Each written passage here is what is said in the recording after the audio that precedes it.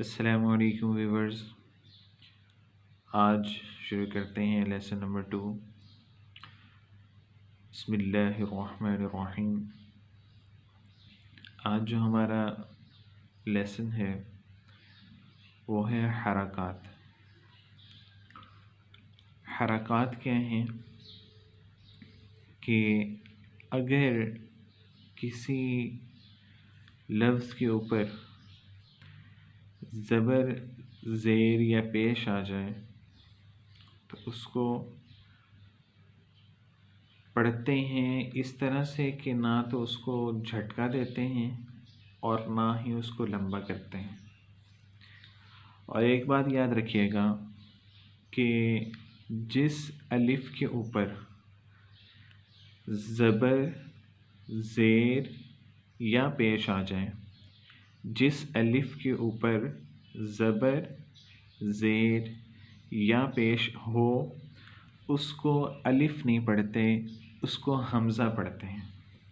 ٹھیک ہے، تو ابھی ہم شروع کریں گے اور نہ ان کو لمبا کریں گے اور نہ ہی اتنا جھٹکا دیں گے کہ وہ حمزہ محسوس ہو یا جھٹکا محسوس ہو۔ ٹھیک ہے، تو جس الف کے اوپر زبر ہوگا اس کو الف نہیں پڑھیں گے، اس کو حمزہ پڑھیں گے۔ ٹھیک ہے، تو اب اس کو ہم پڑھتے ہیں حمزہ زبر آ، ٹھیک ہے، حمزہ زیر ای، حمزہ پیش او، ہا زبر ہا، ہا زیر ہی، ہا پیش ہو، ہا ہی ہو۔ ٹھیک ہے، پھر آگے ہے عین زبر ع، عین زیر عی، عین پیش عو، ع عی عو۔ اچھا، یہ اس کا خیال کرنا ہے کہ یہ جھٹکا نہ ہو جائے۔ ٹھیک ہے، مطلب اس طرح نہ ہو جائے کہ جیسے ہم یہ پڑھ رہے ہیں ح زبر ح، تو یہاں ہم پڑھ لیں ح زبر ح۔ ٹھیک ہے، اس کا پورا جو ورڈ ہے اس کو پورے طریقے سے ادا کریں گے اور نہ ہی اتنا لمبا کریں گے کہ ایسا پڑھیں ح زبر ح، ایسا بھی نہیں ہوگا۔ ٹھیک ہے، ح زبر ح، ح زیر حی، ح پیش حو۔ ٹھیک ہے، پھر اسی طرح اگر یہاں پر آ جائیں دال زبر د، دال زیر دی، دال پیش دو، ت زبر ت، ت زیر تی، ت پیش دو۔ ٹھیک ہے، پھر صاد زبر صا، میں نے کل بتایا تھا کہ یہ 7 حروف ہیں جو موٹے ہوں گے ہمیشہ پڑھتے ہوئے۔ ٹھیک ہے، تو ان کو موٹا ہی پڑھیں گے۔ صاد زبر صا، صاد زیر صی، صاد پیش سو، صا صی سو۔ ٹھیک ہے، پھر اسی طرح اگر یہ سین ہے، اگر ہم ان الفاظ کو بھی موٹا پڑھیں گے تو پھر یہ ان کی آواز کیسی ہو جائے گی، پھر یہ غلط ہو جائے گا۔ سین اگر اس طرح سے پڑھیں گے تو پھر یہ غلط ہو جائے گا، تو اس لیے یہ باریک ہے۔ سین زبر سا، سین زیر سی، سین پیش سو، سا سی سو۔ اب یہ صاد اور سین میں فرق نظر آ رہا ہے۔ ٹھیک ہے، تو اسی طرح اب میں نے کل بتایا تھا ایک چیز کہ را کے اوپر زبر یا پیش ہو تو را کیا ہوتا ہے، موٹی ہوتی ہے، اور اگر را کے نیچے زیر ہو تو را کیا ہوتی ہے، باریک ہوتی ہے۔ را زبر را، را زیری۔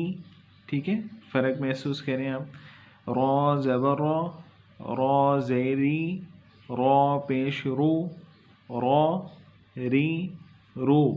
ٹھیک ہے، یہ 2 ورڈ جو ہیں موٹے ہو جائیں گے اور یہ را باریک ہو جائے گا۔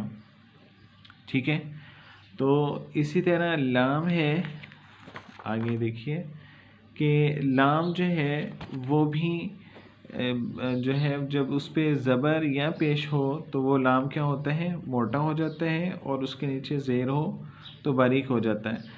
لیکن یہاں پر لام جو ہے وہ اکیلا ہے، کسی لفظ کے ساتھ نہیں ہے، صرف یہ لام باقی جگہ پہ موٹا نہیں ہوگا، صرف کیا ہے کہ کہ اللہ کا لام جو ہے وہ ہمیشہ موٹا ہوگا بس.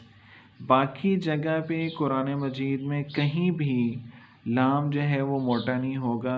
صرف اللہ کا جب ورڈ آئے گا اس ورڈ کے ساتھ یہ لام جو ہے وہ موٹا ہو جائے گا. ٹھیک ہے، جیسے اللہ. ٹھیک ہے، تو اللہ کا جو ورڈ ہے اس پر مطلب اس لام سے پہلے کیا ہے، وہ الف پر زبر ہے. ٹھیک ہے، تو اس زبر کے ساتھ یہ اللہ کا لام جو ہے موٹا ہو گیا. اچھا جی، اس کے بعد ہم دوبارہ پہلی تختی پر آتے ہیں، پہلے سبق پر آتے ہیں. اس میں کچھ ورڈ ہیں جنہیں ہم بولتے ہیں حروف حلقی. تجوید کے حوالے سے ان کو حروف حلقی کہتے ہیں. آپ ان کو یاد کر لیں، آگے جا کے ہم اس کو بتائیں گے کہ حروف حلقی کا یوز جو ہے وہ کیا ہے اور کس جگہ یہ استعمال ہوتے ہیں. ٹھیک ہے، تو حروف حلقی ہیں حمزہ، ہ، عین، ح، غین، خ. ٹھیک ہے، یہ 6 حروف ہیں. حروف حلقی کتنے حروف ہیں؟ 6 حروف ہیں. موٹے حروف کتنے تھے؟ وہ 7 تھے. حمزہ، ہ، عین، ح، غین، خ. ٹھیک ہے، یہ حروف حلقی ہیں. حمزہ، ہ، عین، ح، غین، خ. ٹھیک ہے، یہ حروف حلقی ہیں. ان کو جو ہے آپ نے یاد کر لینا ہے تاکہ، اور ان کے جو الفاظ کا انداز ہے وہ بھی یاد کر لینا ہے کہ حمزہ ہا وہ سینے سے نکلتے ہیں، عین ہا یہ گلے سے نکلتے ہیں، غین خا یہ گلے کے شروع سے نکلتے ہیں. ٹھیک ہے، حمزہ ہا سینے سے نکلتے ہیں، عین ہا یہ گلے سے نکلتے ہیں، غین خا یہ گلے کے سٹارٹ سے شروع سے نکلتے ہیں. ٹھیک ہے، ان کو آپ نے یاد کر لینا ہے. اور یہ جتنی ہمارے قواعد ہیں یہ ابھی سے ان کو آپ جو ہے وہ یاد کر لیں تاکہ آگے چل کے جب ہمیں ضرورت پڑے جو قاعدہ جہاں پر استعمال ہو رہا ہوگا وہ ہمیں یاد کرنا اور سمجھنا آسان ہو جائے گا.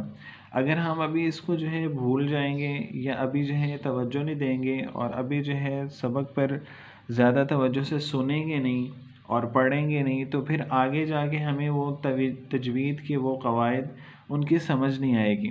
اس لیے روزانہ جو ہے وہ ایک ہی قاعدہ جو ہے اس کو یاد کر لیجئے جو آپ کو سمجھایا جا رہا ہے، بتایا جا رہا ہے، اس قاعدے کو آپ یاد کر لیں تاکہ یاد کرنے میں آسانی ہو اور آگے چل کے جب وہ تجوید کا قاعدہ جہاں جہاں استعمال ہو رہا ہوگا وہاں پھر اس کو سمجھنے میں اور استعمال کرنے میں آسانی ہوگی. تو اس سبق کو جو ہے وہ یاد کر لیجئے گا اور ساتھ میں یہ پوری اس تختی کو جو حرکات کی ہے اسے پڑھ لیجئے گا، اسے یاد کر لیجئے گا. میں نے صرف کچھ ورڈ آپ کو بتا دیے ہیں، باقی آپ اس کی مشق جو ہے پوری تختی کی وہ خود کیجئے گا. ایک دفعہ پھر میں آپ کو بتا دیتا ہوں کہ جس الف کے اوپر زبر زیر پیش ہوگی وہ الف نہیں ہوگا، حمزہ کہلائے گا. یہ آپ نے ہمیشہ یاد رکھنا ہے. اور اس کی ترتیب پڑھنے کی وہ میں نے آپ کو بتا دی ہے کہ نہ تو اس کو لمبا کریں گے اور نہ ہی اس کو جھٹکا دیں گے بلکہ آرام اور نرمی کے ساتھ اس کو پڑھیں گے. تو آج کا سبق ہمارا کمپلیٹ ہوا. انشاءاللہ کل جو ہے پھر آگے مزید پڑھیں گے. اپنا خیال رکھیے گا. ہمارے اس چینل کو سبسکرائب کریں، لائک کریں اور اپنے فرینڈز میں شیئر کریں.